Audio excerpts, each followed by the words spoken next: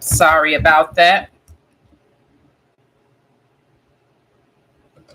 I got ready to go live and forgot to put the mic.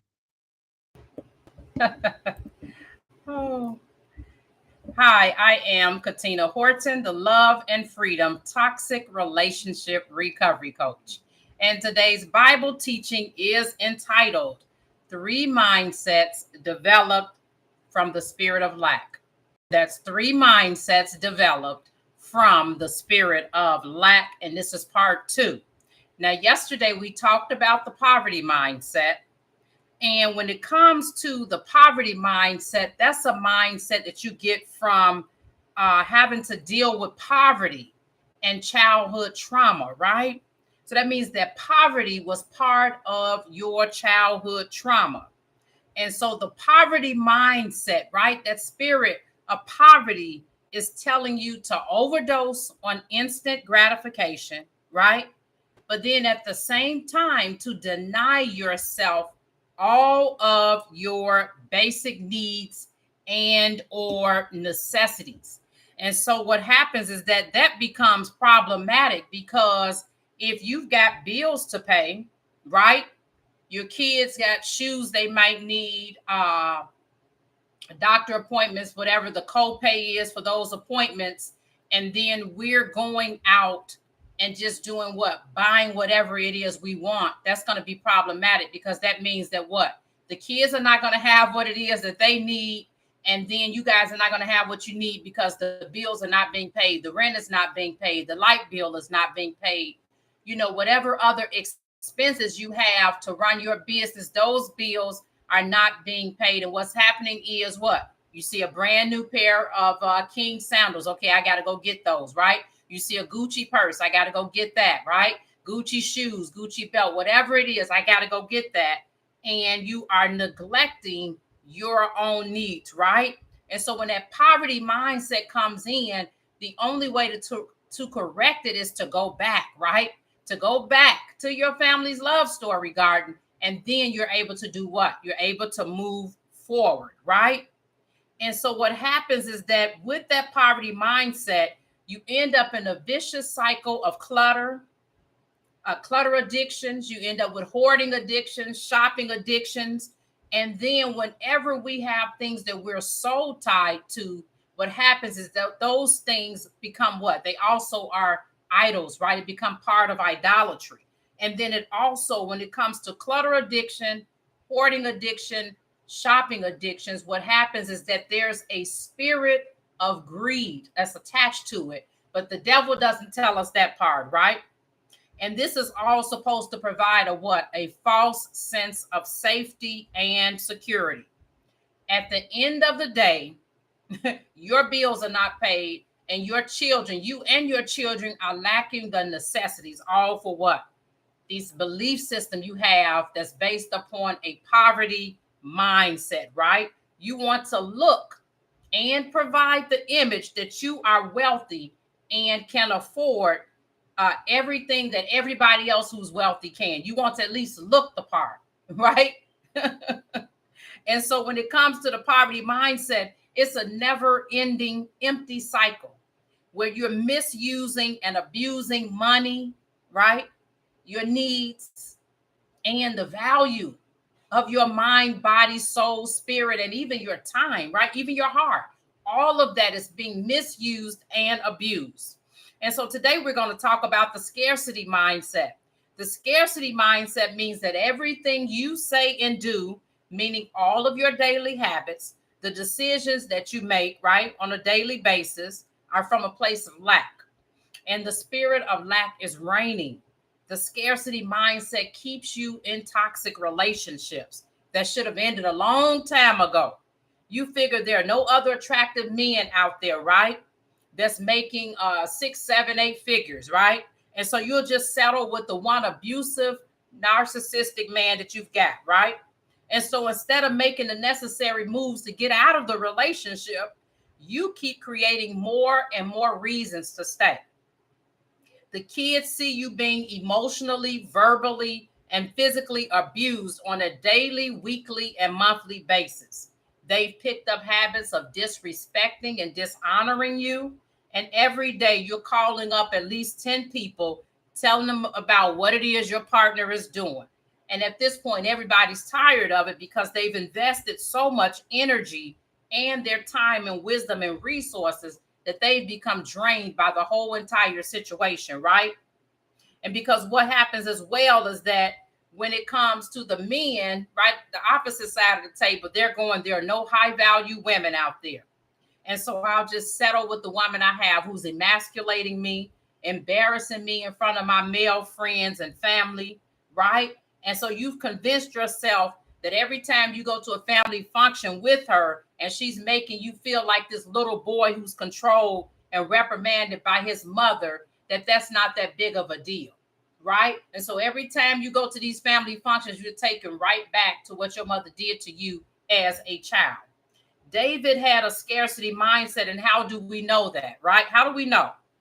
How do we know that David had a scarcity mindset? We know that he had a scarcity mindset, right? It's two different ways that we know. And the first way we know is the response that he gave to Saul. When Saul did not honor his part of the agreement to give David the first daughter that he had promised him, right?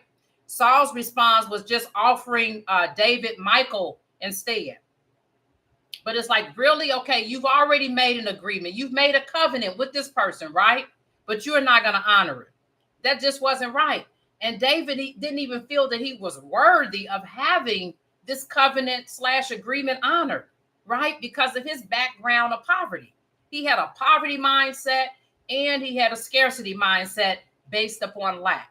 In 1 Samuel 18 and 10 through 19, I'm going to read that set of scripture. It says, the next day, a spirit of distress sent from God came upon Saul, and he prophesied inside the house while David played the harp as usual. Now Saul was holding a spear, and he hurled it, thinking, I will pin David to the wall. But David eluded him twice. So Saul was afraid of David because the Lord was with David, but had departed from Saul. Therefore Saul sent David away and gave him command of 1,000 men. David led the troops out to battle and back, and he continued to prosper in all his ways because the Lord was with him. When Saul saw that David was very successful, he was afraid of him. But all Israel and Judah loved David because he was leading them out to battle and back. Then Saul said to David, here is my older daughter, Merab. I will give her to you in marriage. Only be valiant for me and fight the Lord's battles. But Saul was thinking, I need not raise my hand against him. Let the hand of the Philistines be against him. And David said to Saul, who am I and what is my family or my father's clan in Israel that I should become the son-in-law of the king? So when it was time to give Saul's daughter Merab to David, she was given in marriage to Adriel of Meholah. This behavior mimicked the same behavior in the situation of Jacob and Laban. Laban agreed to give Jacob Rachel. However, when he woke up in the morning, he realized that he had Leah in his tent. And instead of snapping at Leah, good thing he didn't, surprisingly, right? What he did is he went straight to Laban. He knew that her dad was the one that was behind the entire mess. Yes, Leah had participated in it, right? And also, yes, Leah was what? Enmeshed with Laban, her father. And it came to pass, and I'm reading from Genesis 29. And it came to pass in the evening that he took Leah, his daughter, and brought her to him and went in unto her. And Laban gave unto his daughter Leah Zilpah, his maid, for an handmaid. And it came to pass that in the morning, behold, it was Leah. And he said to Laban, what is this that thou hast done unto me? Did not I serve with thee for Rachel? Wherefore then hast thou beguiled me? And Laban said, it must not be so done in our country to give the younger before the firstborn. Fulfill her week, and we will give thee this also for the service which thou shalt serve with me yet 7 other years. So he gonna try to cover it up. Ain't no covering up. You can work for somebody this for 7 years. You ready for your paycheck, right? You ready for what it is you agreed upon. And some organizations will pull this mess when it comes to having narcissistic systems. And this whole narcissistic system is covert, and it's like everything is baked into the lasagna, so to speak, right? And so he said, it said, and then Jacob did so and fulfilled her week, and he gave him Rachel, his daughter, to wife also. Now, you know that enmeshment occurs when you are an adult who is old enough to make your own decisions, and you allow your parent to tell you to obey them, to do something that's against your better judgment and against God himself, right?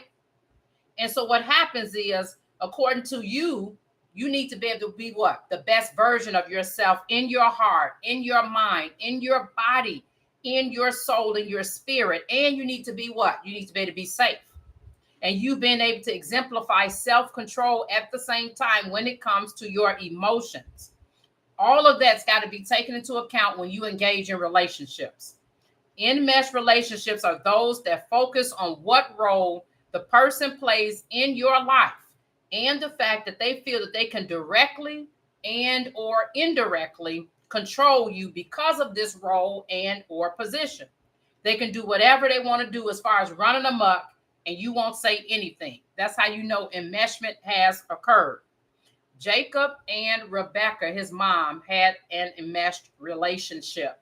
When Rebecca pulled Jacob in to do a situation of identity theft on Isaac, right? Pretending like he was his brother Esau, taking these goat skins and putting them all over Jacob, the whole 9 yards, her coming up with the meal. This took some premeditation, right? And if this was going on right now today, this would possibly be what? A jail sentence, right?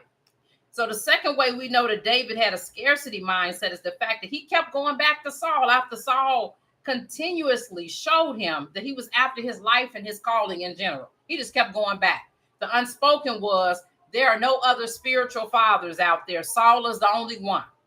And so I got to keep going back to him, reinforcing the trauma bond that has been created by him, taking me from the penthouse, right, to the basement, right? And what happened is that this trauma bond was reinforced through David being like this 4-in-1 type of thing for Saul, right? He was the emotional pacifier. He was his spiritual son. He was his personal musician, and he was the captain of the army, right? And so at the same time, he's doing all of that. And this is how the trauma bond was reinforced. He's doing all of that, but then he's dodging spears. So it's this up and down of connecting to Saul, disconnecting to Saul because he's running for his life. Connecting to the person that's supposed to be his spiritual father, then disconnecting from the person that's supposed to be his spiritual father, right? And then we got both Leah and Rachel that had scarcity mindsets. They operated from a spirit of lack that was tied to a spirit of unworthiness.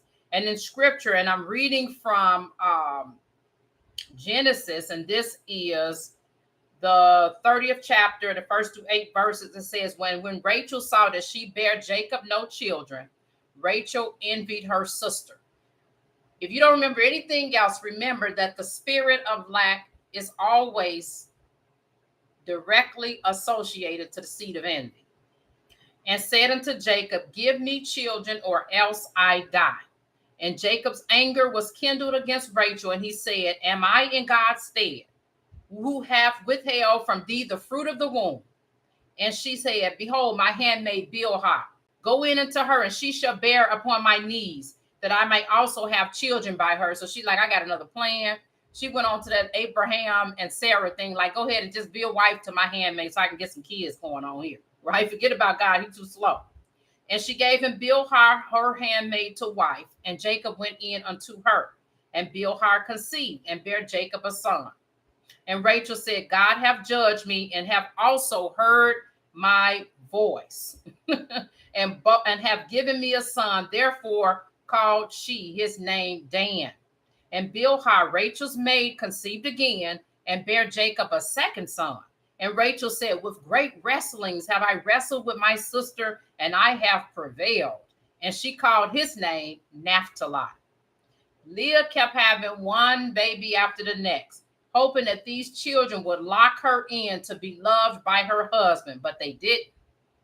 They just added more drama and trauma and chaos and confusion to an already traumatic situation that she had, that her sister had, that her husband had, who had been what?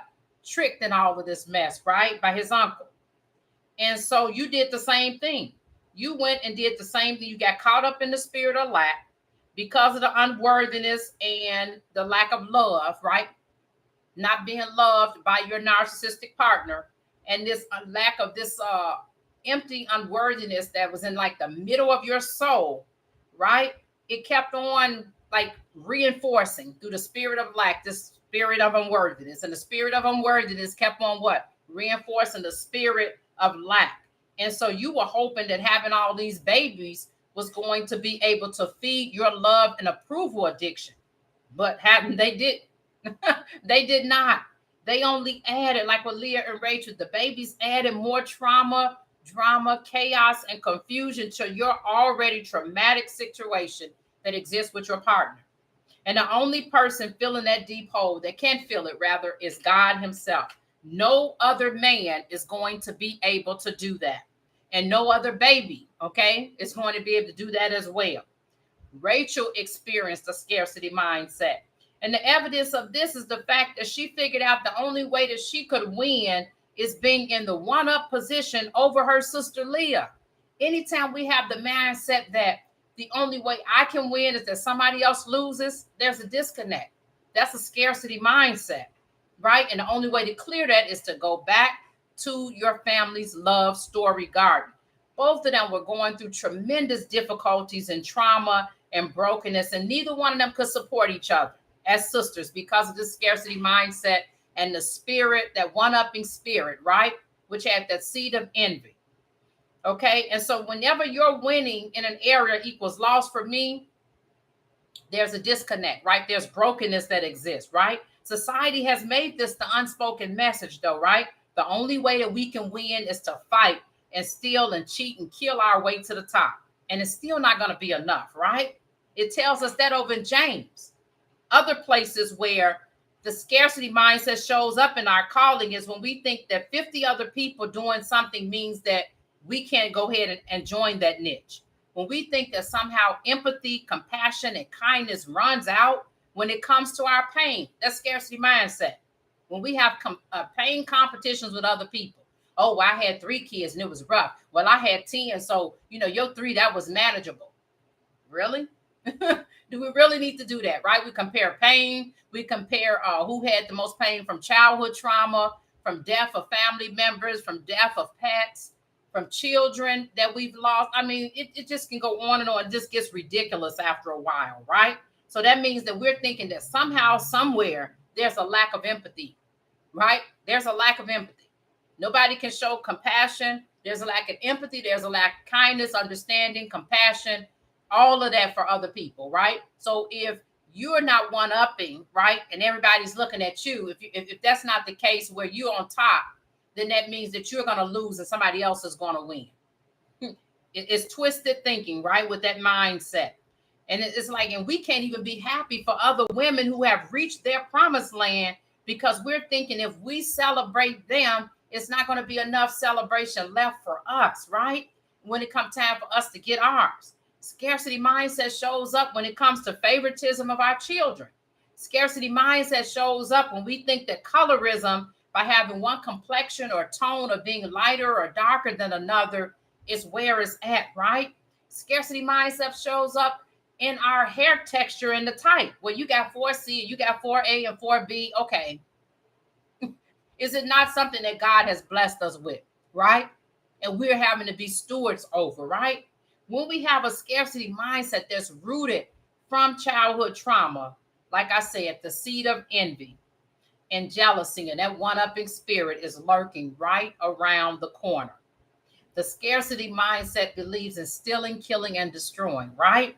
The abundance mindset means that it's more than enough because God is the owner of everything and we're just stewards over what we have.